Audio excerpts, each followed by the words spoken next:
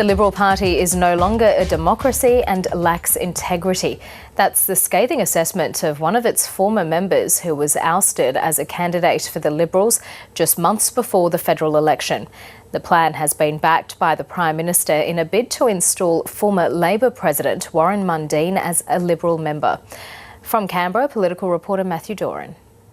History tells us spruiking for votes among the good folk of Queensland, they live in a warm and fine climate, is always a priority for the modern leader.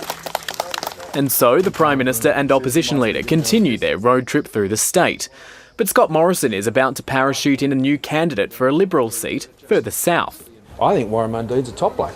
Warren Mundine is a former Labor national president who quit the party in 2012, saying changes in policy meant it was no longer the organisation he'd once joined.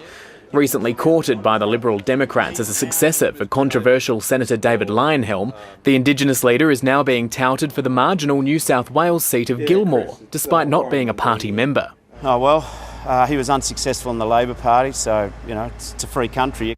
It's infuriated a candidate local Liberals had already backed, learning today he'd been dumped by the party's state executive. The Prime Minister has stated that he believes in a fair go. He has not given me that.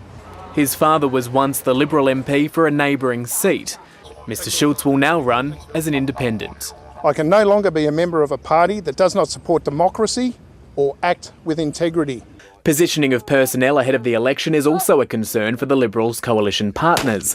Deputy Nationals leader Bridget McKenzie confirming she won't contest the currently independent seat of Nyunggai in Victoria, scrapping a bid to swap the Senate for the lower house. Obviously, I'm still moving my office to Wodonga. I'm moving there personally. Unresolved pre-selections this close to a federal election have and will continue to cause headaches, with tension over current MPs taking too long to consider their future and late polling contributing to extraordinary interventions. The captain's call on Mr Mundine by the member for Cook. There you go. has been revealed as he commits almost $7 million for the replica of Captain Cook's ship to go even further than the original and circumnavigate the country next year for the 250th anniversary of his arrival.